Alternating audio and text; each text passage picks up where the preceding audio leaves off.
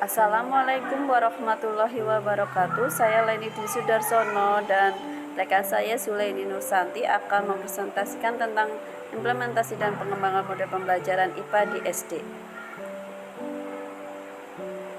Model pembelajaran IPA di SD menurut kita ada 5, yaitu model pembelajaran Safis, Somatik, Auditory, Visual, Intelektual.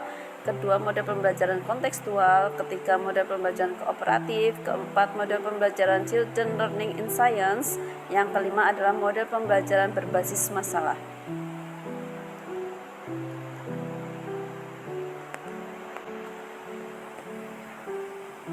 Model pembelajaran SAVI, Somatic, Auditory, Visual, Intelektual. Model ini adalah model yang menyajikan sistem secara lengkap untuk melibatkan kelima indera dan emosi dalam proses belajar yang merupakan cara belajar secara alami. Langkah-langkah guru dalam menerapkan model pembelajaran SAVI dalam proses pembelajaran adalah yang pertama, tahap persiapan, yaitu kegiatan pendahuluan. Pada tahap ini guru biasanya membangkitkan minat siswa, memberikan perasaan positif mengenai pengalaman belajar yang akan didapat dan menempatkan mereka dalam situasi optimal untuk belajar.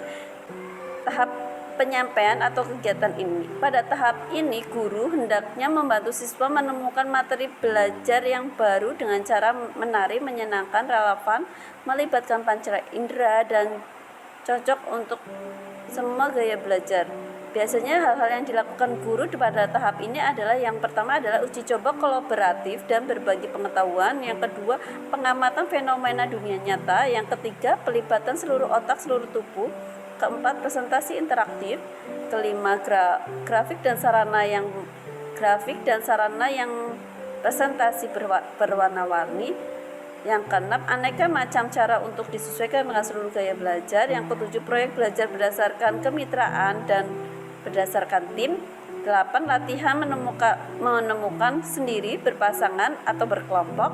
Yang ke-9, pengalaman belajar dunia nyata yang kontekstual. Yang ke-10 adalah pelatihan pemecahan masalah. Tahap yang ketiga adalah tahap pelatihan atau kegiatan inti juga. Pada tahap ini, guru hendaknya membantu siswa mengintegrasikan dan menyerap pengetahuan dan keterampilan baru dengan berbagai cara, yaitu seperti yang dilakukan guru adalah yang pertama, aktivitas pemrosesan siswa. Yang kedua, usaha aktif atau umpan balik atau renungan atau usaha kembali. Yang ketiga, simulasi dunia nyata. 4, permainan dalam belajar. 5, pelatihan dan aksi pembelajaran. Aktivitas pemecahan masalah, refleksi dan artikulasi individu, dialog berpasangan atau berkelompok. Yang 9, pengajaran dan tinjauan kolaboratif. 10, aktivasi praktik pembangunan keterampilan. Dan 11 adalah pengajaran balik. Tahap berikutnya yang keempat adalah tahap penampilan hasil atau kegiatan penutup. Pada tahap ini, guru hendaknya membantu siswa dengan penerapan dan memperluas pengetahuan atau keterampilan baru mereka pada pekerjaan sehingga hasil belajar akan melekat dan penampilan hasil akan terus meningkat. Hal ini dapat dilakukan dengan cara yang pertama adalah penerapan dalam dunia nyata dalam waktu yang bersegera. Yang kedua, penciptaan dan pelaksanaan secara aksi. Yang ketiga, aktivitas penguatan penerapan. Yang keempat, materi penguatan perseptif. Yang keenam, pelatihan terus-menerus. Yang keenam adalah umpan baik dan evaluasi kinerja. 7, aktivitas dukungan kawan. Yang kedelapan adalah perubahan organisasi dan lingkungan yang mendukung. Model yang kedua adalah model pembelajaran kontekstual. Pembelajaran kontekstual merupakan suatu proses pendidikan yang holistik dan bertujuan memotivasi siswa untuk memahami makna materi pelajaran yang dipelajari dengan mengkaitkan materi tersebut dengan konteks kehidupan mereka sehari-hari atau konteks pribadi, sosial, dan kultural, sehingga memiliki pengetahuan keterampilan yang secara fleksibel dapat diterapkan atau ditransfer dalam satu masalah atau konteks ke masalah atau konteks yang lainnya.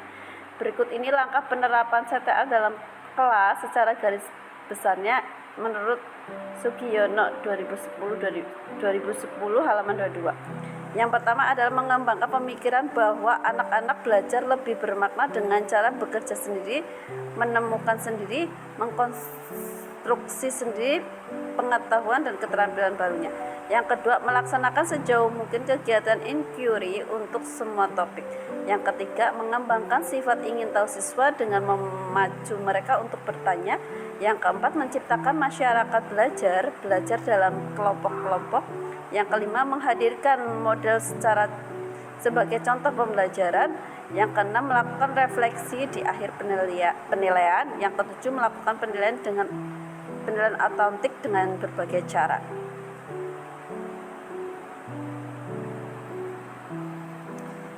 Berikutnya adalah model pembelajaran kooperatif. Model pembelajaran kooperatif adalah model pembelajaran yang mengutamakan eksistensi kelompok.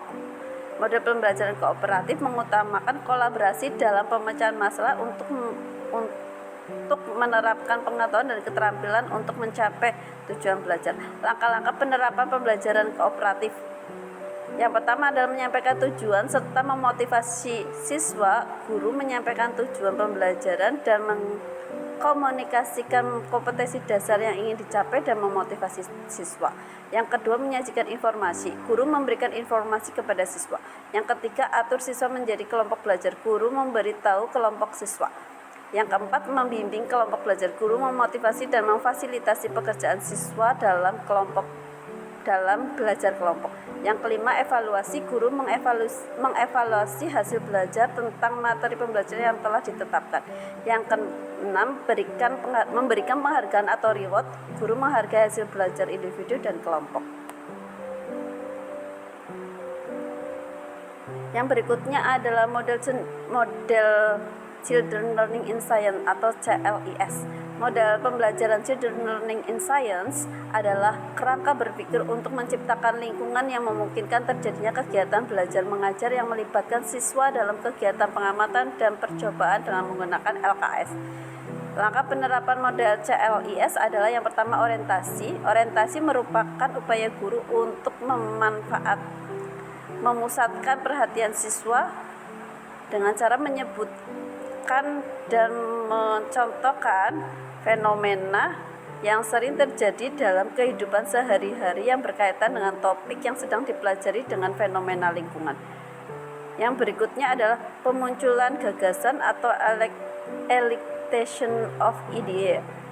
Pemunculan gagasan merupakan upaya untuk memunculkan konsep awal siswa. Bagi guru, tahapan ini merupakan upaya eksplorasi pengetahuan awal siswa. Yang ketiga adalah penyusunan ulang gagasan atau restructuring of. Tahap ini merupakan upaya untuk memperjelas dan mengungkapkan gagasan awal siswa tentang suatu topik secara umum, misalnya dengan cara mendiskusikan jawaban siswa. Pada langkah kedua, memunculkan siswa. Pada langkah kedua, pemunculan gagasan dalam kelompok kecil, kemudian salah satu anggota kelompok melaporkan hasil diskusi tersebut kepada seluruh kelas. Guru tidak membenarkan ataupun tidak menyalahkan.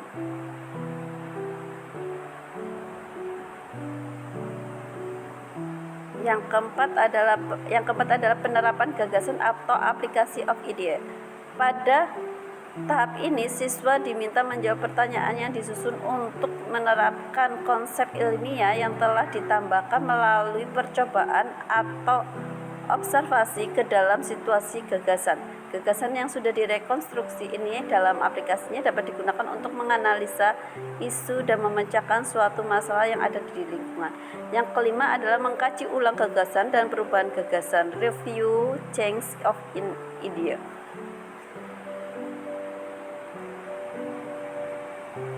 Konsep yang telah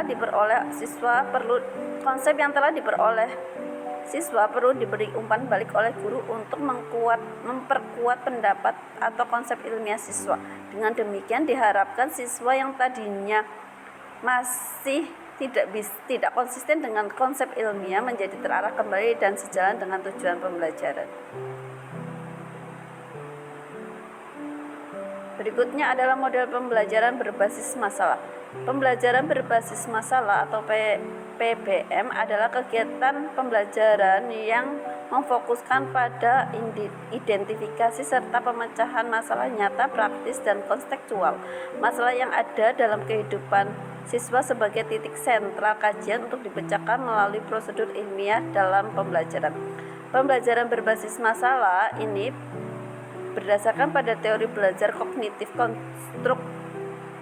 konstruktivistik. Dalam belajar, siswa akan lebih mudah menemukan dan memahami konsep-konsep yang sulit apabila mereka berbicara dengan teman lain. Kerja kelompok dapat membantu siswa dalam suatu pemecahan. Pengalaman mendengarkan ide orang lain, mencoba, dan selanjutnya menerima masukan untuk pemecahan. Langkah-langkah penerapan model PBM. Langkah pertama adalah klarifikasi masalah. Kegiatan guru menyajikan fenomena yang mengandung masalah sesuai dengan kompetensi dasar atau indikator. Jenis sajian dalam berbentuk teks, gambar, video, sketsa, diagram, grafik, dan kejadian real sehari-hari. Sedangkan siswa melakukan identifikasi terhadap fenomena yang ditampilkan oleh guru untuk menemukan masalahnya. Klarifikasi terhadap masalah yang ditemukan. Langkah kedua, curah pendapat atau brainstorming. Kegiatan guru memfasilitasi siswa dalam mengklarifikasi fakta, konsep, prosedur, dan kaidah dari masalah yang ditemukan. Sedangkan kegiatan siswa adalah mengidentifikasikan masalah dan melakukan brainstorming difasilitasi oleh guru. Melakukan brainstorming dengan cara sharing informasi, klarifikasi informasi, dan data melalui peer learning dan working together. Yang berikutnya adalah membuat deskripsi masalah terkait dengan apa saja yang perlu dipelajari, konsep yang sudah dan belum diketahui, juga menemukan penyebab dan menyusun cara menyelesaikan masalah. Berikutnya adalah mengembangkan alternatif dan action plan untuk penyelesaian masalah. Langkah ketiga adalah pengumpulan data dan informasi. Kegiatan siswa mengumpulkan data dan informasi melalui berbagai sumber terkait dengan permasalahan, misalnya di perpustakaan, website, atau lingkungan sekolah dan masyarakat. Secara mandiri mengolah hasil pengumpulan dan digunakan dalam menyelesaikan masalah. Langkah keempat adalah berbagi informasi dan berdiskusi untuk menemukan solusi penyelesaian masalah. Kegiatan siswa adalah melalui peer learning dan working together, melakukan brainstorming, klarifikasi informasi, konsep dan data permasalahan dan menemukan solusinya, merumuskan dan menetapkan solusi pemecahan masalah, menyusun laporan hasil diskusi penyelesaian masalah. Langkah kelima, presentasi hasil penyelesaian masalah adalah kegiatan siswa mempresentasikan hasil brainstorming dan hasil kerjanya di depan kelas. Kemudian mereview, menganalisis, mengevaluasi, dan merefleksi pemecahan masalah yang ditawarkan kepada peserta beserta reasoningnya pemikiran melalui diskusi kelas. Kemudian melakukan perbaikan laporan berdasarkan masukan hasil diskusi. Pada langkah ketiga, keempat, dan kelima, guru berperan sebagai fasilitator dan motivator untuk siswa mengumpulkan data, berdiskusi, maupun saat presentasi. Maka berikutnya yang keenam adalah refleksi. Siswa dan guru melakukan review dan refleksi terhadap proses pembelajaran yang telah dilakukan. Guru dan siswa memberikan apresiasi atas partisipasi semua pihak. Kemudian bersama siswa merayakan keberhasilan pembelajaran, misalnya dengan yel-yel atau foto bersama hasil karyanya,